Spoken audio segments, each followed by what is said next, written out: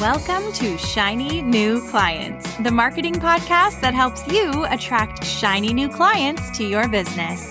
We'll talk about social media, what makes people buy, how to go viral, and marketing psychology, all in 20 minutes or less. Whether you're a coach, a stylist, or a wedding planner, if you've got a service-based business to sell, this is the show you need to fill your calendar. I'm Jenna Warriner, your new marketing coach, and this is Shiny New Clients.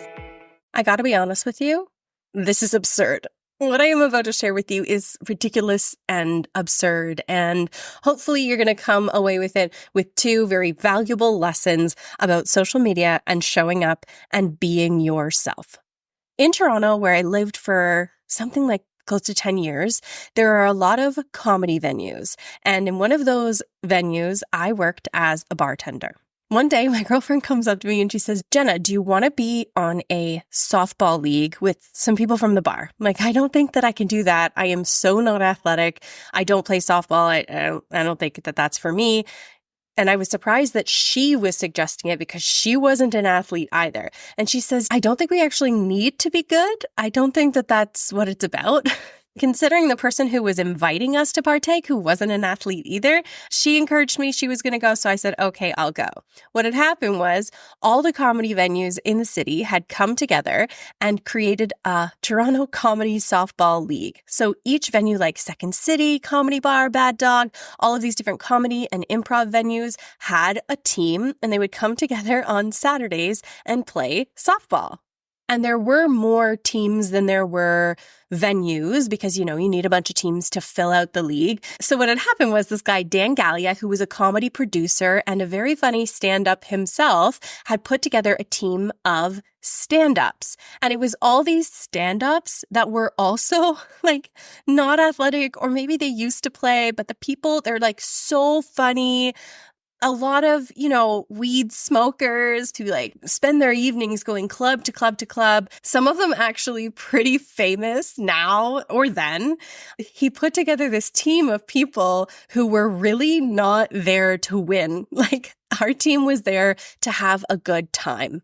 And just to showcase that, they wanted to choose a mascot for our team and a team name that was the softest, least intimidating thing that we could think of. So I remember when they were brainstorming animals or whatever, things that were really gentle, and they came up with a baby.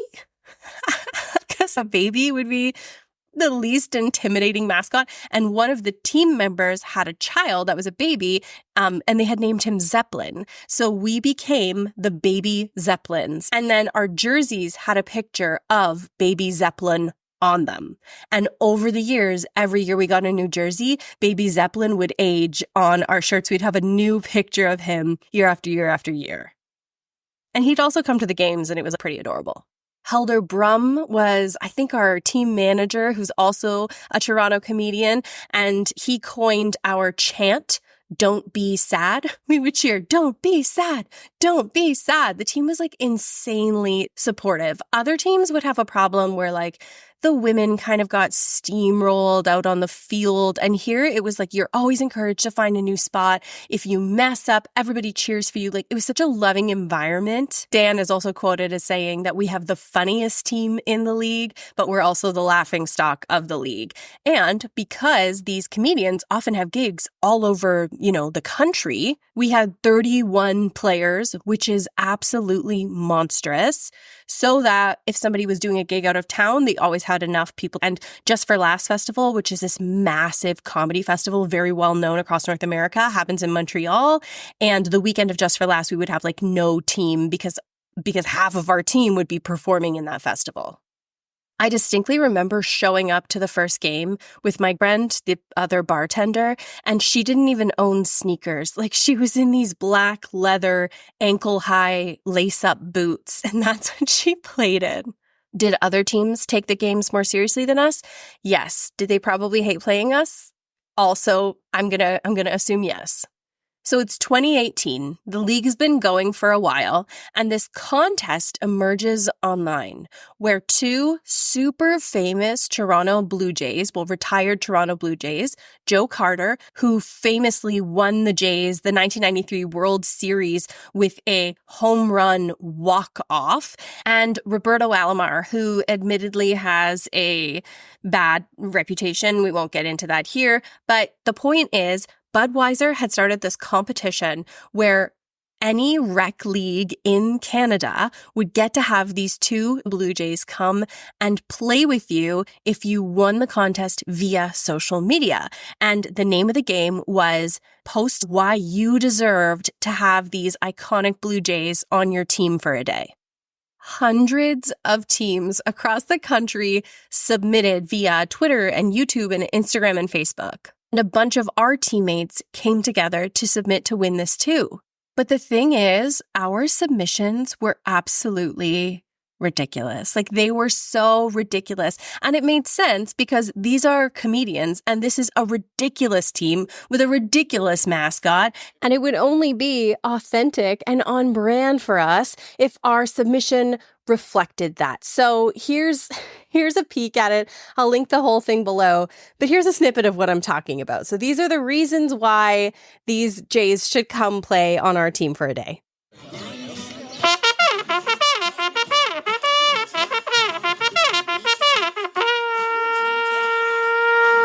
3, 2, 1, don't be sad!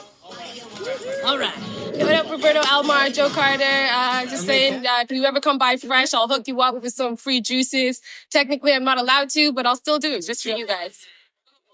We got some free burgers and pulled pork sandwiches for Joe Carter and Roberto Alomar if they want to join our team and play for us, and beer. Lots of beer. Pickle. I will provide pies. I can make all the themed pies you want. I can make Blue Jays pie. I can make blackberry pie. I can make a tortilla. I can make chicken pot pie. I can make apple pie. I can make strawberry rhubarb. I can make just rhubarb. I can make raspberry rhubarb. There's literally every pie. I can make chocolate pie. You could even hang out with the dog. She's a great dog. If you come play for us, you can take my stand-up class for free. It's a fun time. Hey, Joe, I just want to say, I'm number 29, so if you played with us, you can't be 29, but I'll let you put on my shirt for 1 minute, and I guess I'll put on your shirt. Joe, Robbie, whatever you need paint-wise, I can help you out. I work at a paint store. I got a staff discount. We're talking 40, 50% off. Whatever kind of paint you need. Talk to me. Come be a Zepp for a day. I don't know what else you need. It's a pretty good deal.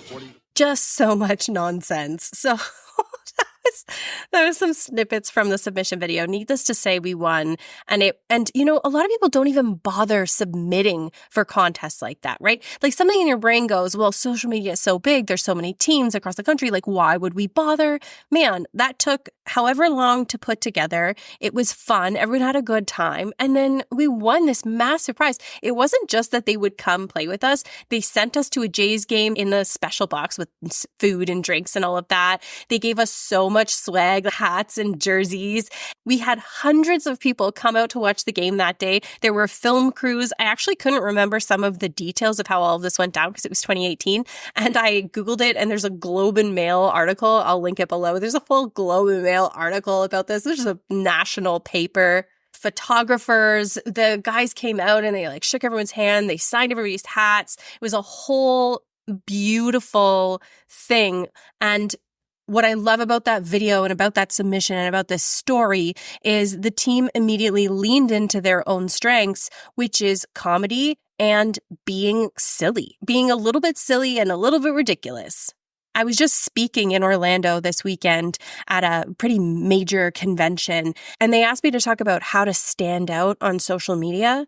That was really the theme of that whole presentation. And I'm going to tell you what I told them, which is the truth of the matter is the way to stand out on social media is to not be scared to stand out on social media, is to be bold, is to take risks, is to make the joke, and it might flop, but that's the nature of comedy, is to try something a little bit different. Talk about the things that you are a nerd for. Talk about the things that you're into. Talk about the shows that you like. Make nuanced references that only other Game of Thrones fans will get. Like, do that thing. That is how you stand out. If you just look at all of the other people in your industry on a platform and you go, well, all the other therapists are doing it like this. All the other coaches are doing it like this. And then you try and imitate that. That is the fastest way to blend in and not grow. Do it your way. Be a little bit weird. And if you're like, oh, Jenna, I can't be weird. Okay, fine. Don't be weird then, but be specific. Talk to the camera the way that you talk to people, the way that you talk to people in real life, because even that is going to be more specific than just trying to sound professional and use jargon and look like all of the other people in your field online. You are not boring. You are just used to you. You're with you constantly, so of course you're used to you. That's not boring. How you spend your day is tremendously different than how I spend my day. I once posted a video where I just did like my normal Instagram stuff, my normal teaching stuff, but while I spoke, I shoveled a foot of snow off of a lawn chair on the back deck and then sat down in it. And anyone who doesn't live where there's a foot of snow was staring at that, astonished that there would be that much snow and that I would be brave enough to be outside in it. Presumably. Even little things, your life, where you live, your neighborhood, the climate, like even those little things about your life are going to be so interesting to the people who are looking at your content. So that's lesson number 1 from being on the Toronto Comedy Softball League. Lesson number 2, this one, it hurts. This hurts. Like I said, I played on this team for 5 years. And then, the pandemic happened. During the pandemic, I moved to the woods in the middle of Canada. I still have not officially left the team, nor have I gotten rid of any of my jerseys. I still like to believe that I am an honorary member. And if I'm ever back in Toronto on a Saturday, I might go and play. But, so I left the team. So my very last game and I suck, by the way. Like, I'm not good at softball. If I caught the ball, it was like a big moment for me. Like, I'd ride that high all week.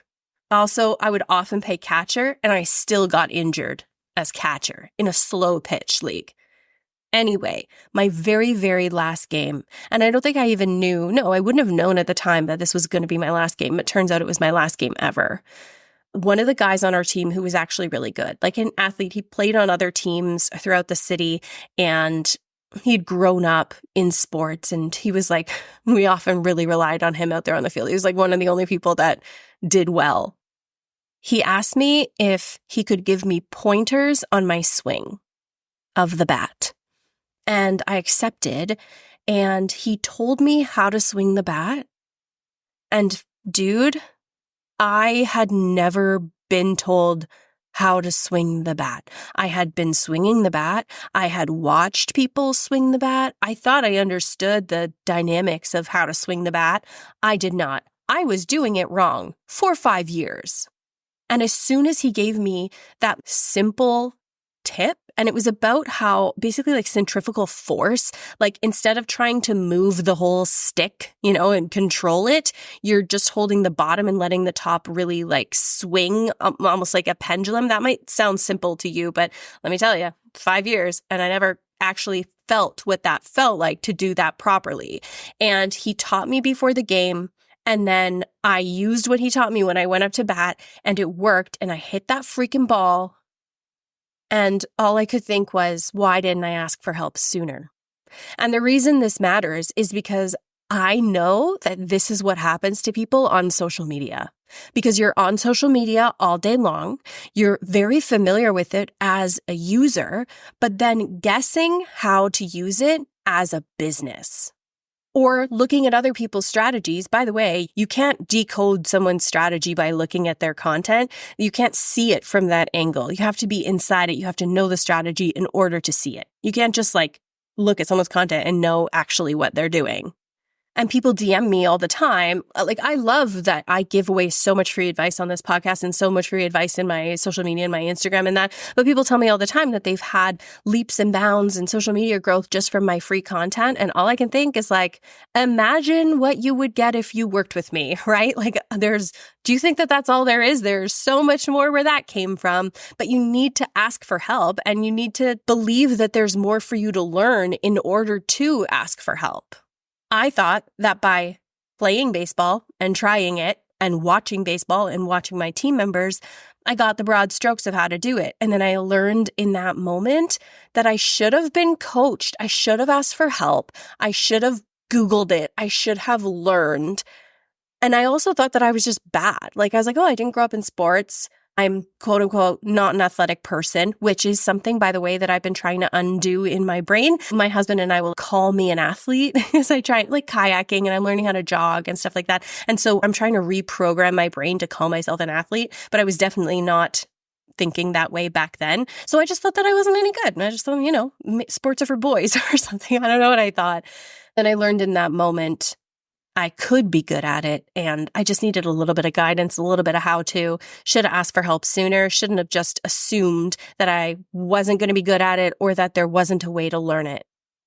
That's a direct correlation to like anything that you're trying to get good at right now, but especially social media and marketing your business, right? You got into business to do the thing that you're good at, presumably, or that you like to do, or that you thought you could make money on. Not necessarily because you love marketing or are good at marketing. That's what I'm good at. Hey, that's my thing. All right, that's it for today. If you can hear in my voice that I'm a little under the weather, I'm so sorry. I really wanted to get an episode up this week. We just passed our 1-year anniversary. We just passed our 100,000th download of the show. And so I didn't want to skip a week, but I am a little under the weather. So if you can hear it, I'm sorry to plague you. And I hope you don't catch a cold through your earbuds. Just kidding. You won't. Have a freaking wonderful week. Go try something new online. Go be your beautiful self, and I'll see you in the next one.